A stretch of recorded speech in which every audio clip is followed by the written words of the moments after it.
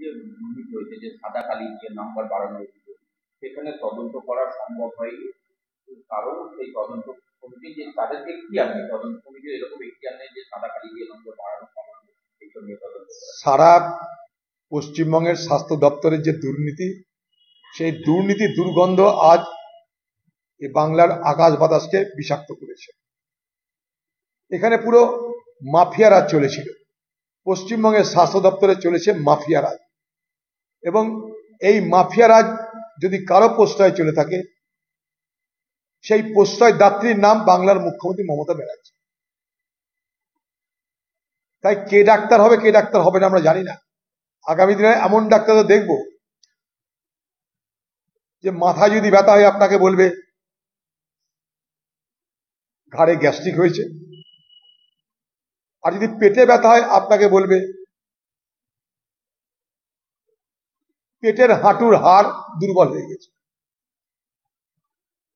পেট ব্যথা হলে বলবে আর্থ্রাইটিস, মাথা ব্যথা হলে বলবে গ্যাস্ট্রিক।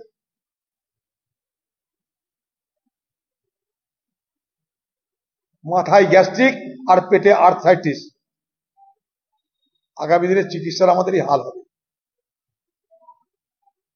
আগামী দিনে বাংলার মানুষ আজকে যারা মেহনত করে পরিশ্রম করে ডাক্তারি পাস করছে, তাদের উপরে ভরসা করতে ভুলে যাবে। এ কোন যুগে চলেছি আমরা? যাদের কাছে আমরা প্রাণ সঁপে দিই, তারা যদি চুরি করে বাটপাড়ি করে পয়সা দিয়ে পাস করে, তাহলে বাংলার মানুষ কোথায় যাবে চিকিৎসা করতে?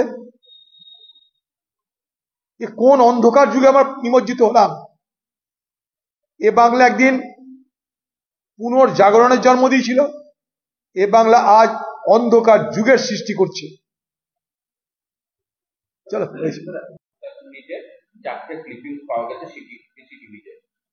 শিবপাল বলতে সিসিটিভিতে গ্লিচ হয়েছে। আরে শিবপাল কি, সে টাকা নেয়, সে টাকা নিয়ে তার মতো করে সরকারকে বাঁচায়, তার কি যায় আসে? তাদের কোনো মানবিকতাও নাই, তাদের কোনো কিছু নেই। তারা টাকার বিনিময়ে মিথ্যা সত্যি বলবে মানুষকে। ও প্রিন্সিপাল এইরকমই, তারা যে কোনো কেসে তাকে পাবেন আপনারা, শুধু পয়সা দিতে হবে।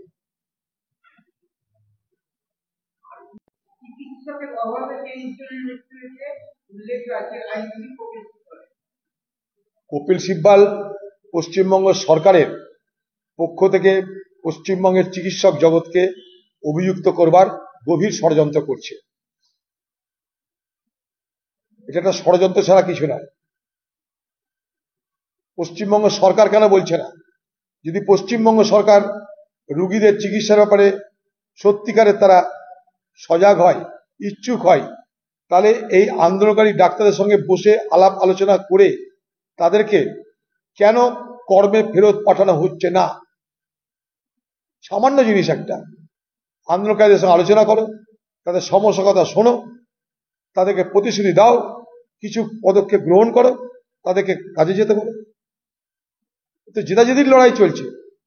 পশ্চিমবঙ্গের মুখ্যমন্ত্রী মনে করছেন আন্দোলনকারীদের সাথে কথা বললে তার জাত যাবে, আকাশ তার মাথায় ভেঙে পড়বে, তার ইজ্জত বাজেয়াপ্ত হবে। তাই তিনি আন্দোলনকারীদের সঙ্গে প্রতিযোগিতায় নেমেছেন। আন্দোলনকারীদের সঙ্গে প্রতিযোগিতায় নেমেছেন বাংলার মুখ্যমন্ত্রী মমতা ব্যানার্জি।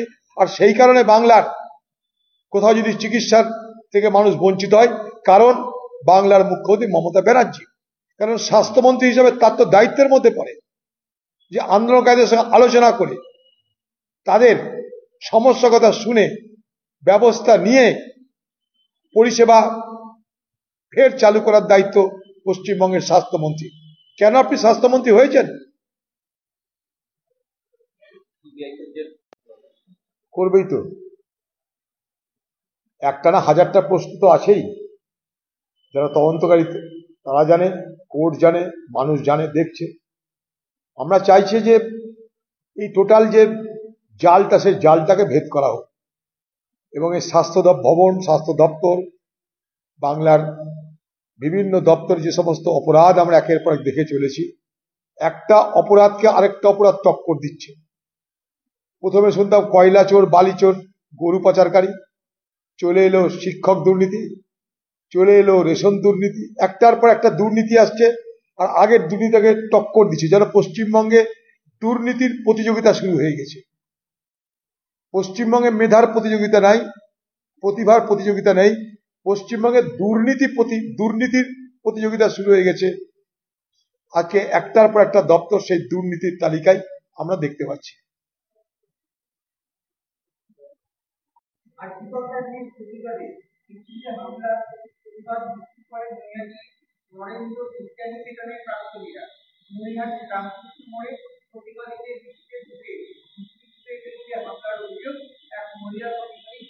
এই যে সরকার আর এই সরকারের যে দল তৃণমূল, তারা যে প্রকৃত অর্থে বাংলার মানুষের কথা শুনতে চায় না, বাংলার মা বোনেদের কথা শুনতে চায় না, বাংলার মা বোনেদের প্রতিবাদ আজকে তাদেরকে বিদ্ধ করছে, তার জবাব দিতে না পেরে প্রতিহিংসা রাজনীতি তারা শুরু করে দিয়েছে।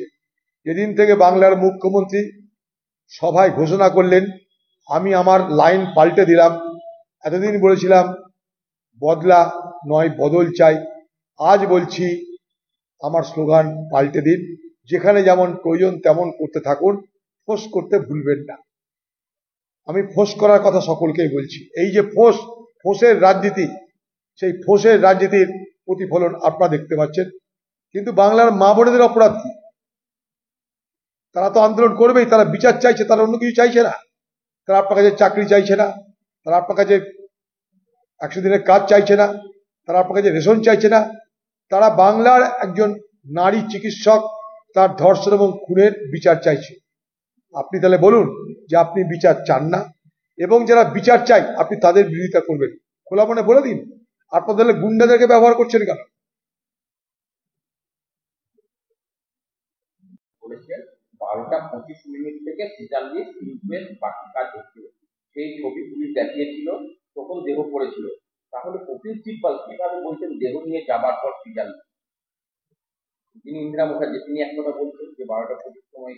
এই ইন্দিরা মুখার্জি হচ্ছে তোতা পাখি, লালবাজার বলে দিচ্ছে, সে তার মতন এসে মানুষকে বিভ্রান্ত করছে। আর যেহেতু একটা চিকিৎসক, সে মহিলা, তার ধর্ষণ এবং খুন, তাই সেটাকে প্রলেপ দেওয়ার জন্য পুলিশের পক্ষ থেকে একটা মহিলাকে সেখানটা নিয়োগ করা হয়েছে। এগুলো না পুলিশ না পুলিশ, এরা কি আমার জানা নাই।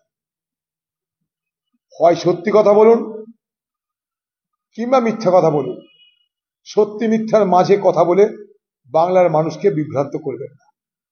সবাই সবকিছু জানে।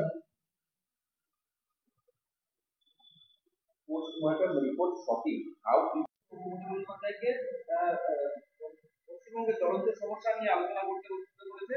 আর হচ্ছে কলকাতার কমিশনার যে আছে পুলিশ কমিশনার, তার বিরুদ্ধে যে জনগণ যে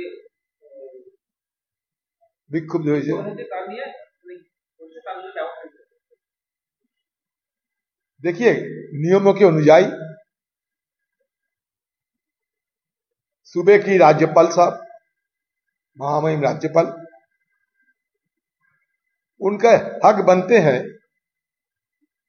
कि वो सूबे की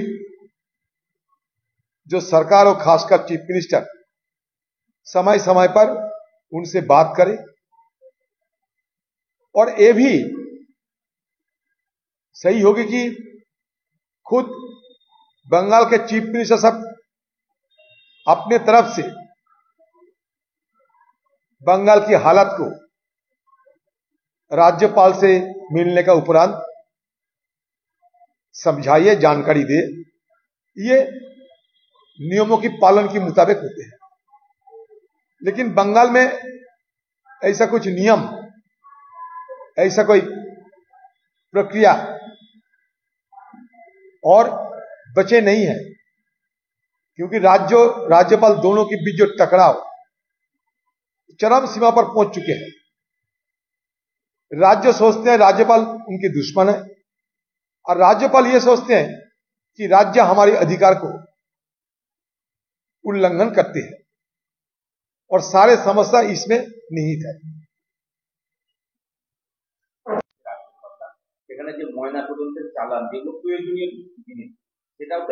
দেখো প্রথম দিন থেকে আমি অনেক দিন থেকে বলছি, প্রথম দিন থেকে বলছি, মুখ্যমন্ত্রী মমতা ব্যানার্জির নিজস্ব পরিকল্পনায় নিজস্ব উদ্যোগে প্রথম দিন থেকে শুরু হয়েছিল অপারেশন ধামাচাপা। সেই অপারেশন ধামাচাপার যে ছন্দ আমরা করেছিলাম, বাংলার মানুষ করেছিল, নির্যাতিতার পরিবার করেছিল, তা আজকে ছত্রে ছত্রে সঠিক প্রমাণিত হচ্ছে।